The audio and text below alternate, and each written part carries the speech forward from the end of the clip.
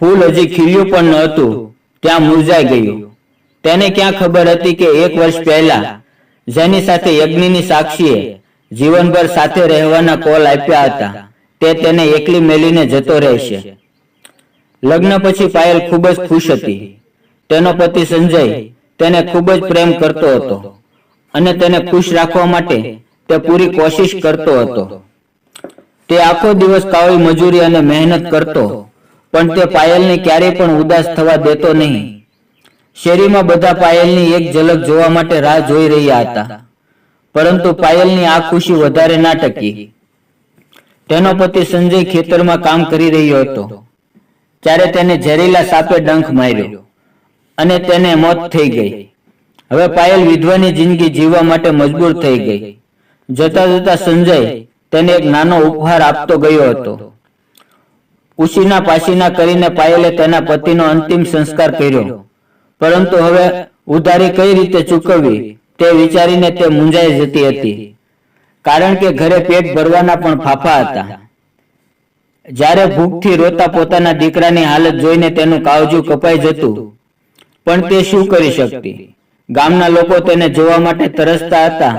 આજે તે જ પાયલ મજૂરો સાથે કામ કરવા લાગી ગઈ.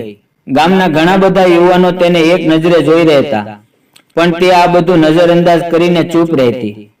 એક દિવસ ગામના સરપંચે તેને કહ્યું, દીકરા, અકસ્માતે તારા પતિનું મૃત્યુ થઈ ગયું એટલે તને 10,000 રૂપિયા મળશે. મેં તારી વાત સરકારી અધિકારી સાથે કરી દીધી છે, તો કાલે જઈને તેને મળી લેજે. બીજે દિવસે પાયલ સરકારી ઓફિસે પહોંચી અને તે અધિકારી પાસે તેના દુઃખની વાત કરી. સરકારી અધિકારીએ તેને ઉપરથી નીચે સુધી જોઈ. સાહેબે ફોર્મ પણ ભર્યું અને પાયલના અંગૂઠાનું નિશાન લીધું અને ફરી 2 દિવસ પછી આવવાનું કહ્યું. પાયલ ખૂબ જ ખુશ થઈ ગઈ. તે મનમાં ને મનમાં સરપંચના અને સાહેબનો આભાર માનવા લાગી. 2 દિવસ પછી તે ફરી સરકારી ઓફિસે ગઈ. સાહેબે તેને બેસવા માટે ખુરશી પણ આપી. પાયલ ખુરશી ઉપર બેસવાની ના પાડવા લાગી તો સાહેબે હાથ પકડીને તેને ખુરશી ઉપર બેસાડી. ખુરશી ઉપર બેસ્યા પછી તે વિચારી રહી હતી કે આજે તેને રૂપિયા મળી જશે. સરકારી અધિકારી આમ તેમ કામ કરતો કરતો પાયલના શરીરને નિહાળી રહ્યો હતો. તે ખૂબ જ સુંદર હતી. થોડી વાર પછી સાહેબ બોલ્યા, તારું બધું કામ થઈ ગયું છે. બેંકમાંથી ચેક પણ આવી ગયો છે, પરંતુ મારી ઉપરનો અધિકારી 1 નંબરનો ઘૂસખોર છે. તે કમિશન માંગી રહ્યો હતો, પણ તું ચિંતા ના કર. હું કાલે તારા ઘરે આવીને તને ત્યાં જ તારા રૂપિયા આપીશ. પાયલે કહ્યું, ઠીક છે સાહેબ, પણ તમે કાલે જરૂર આવજો. અને તે હસતા હસતા બહાર નીકળી ગઈ. ઘરે આવીને તેણે ઘરની સાફ સફાઈ કરી.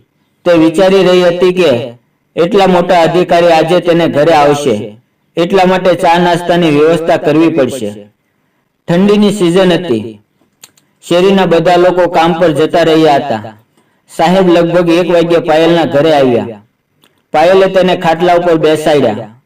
આજ તેણે ધોયેલા કપડાં પહેર્યા હતા અને તે તેમાં ખૂબ જ સુંદર લાગી રહી હતી. તેણે કહ્યું, બેસો સાહેબ, હું તમારા માટે ચા બનાવું છું. પાયલના રૂપને જોઈને અધિકારી સાહેબ પોતાના મન પરનો કાબુ ગુમાવી દીધો હતો.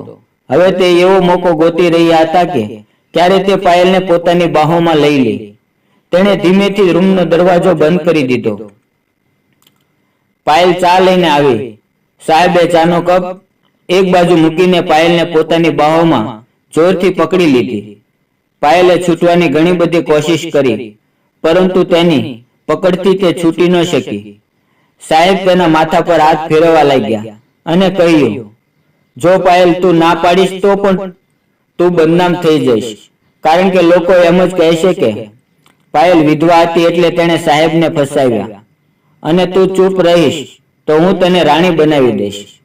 પાયલે પૂરું જોર લગાવીને સાહેબની પકડ છોડાવી અને કહેવા લાગી કે તમે શું સમજો છો કે હું 10,000 રૂપિયા માટે તમારી જે ઈચ્છા છે તેવું કરીશ? આના કરતા તો હું ભીખ માંગીને મારા છોકરાનું અને મારું પેટ ભરીશ. હું મારા પતિની ઇજ્જતદાર વિધવા બનવા તૈયાર છું. હું રાણી બનીને તારી રાખેલ બનવા નથી માંગતી. પાયલનું આવું રૂપ જોઈને સાહેબને પરસેવો થવા લાગ્યો. તેણે વિચાર્યું પણ ન હતું કે આ ગરીબ વિધવા સ્ત્રી આવડો મોટો તમાશો ઊભો કરશે. તે હાથ જોડીને પાયલને ચૂપ રહેવા માટે વિનંતી કરવા લાગ્યો. પાયલે મોટા અવાજે કહ્યું, સાહેબ, જલ્દી તમે અહીંથી જતા રહો, નહીતર હું આખું ગામ ભેગું કરીશ. ત્યારે સરકારી સાહેબે ત્યાંથી ભાગવામાં જ પોતાની ભલાઈ સમજી.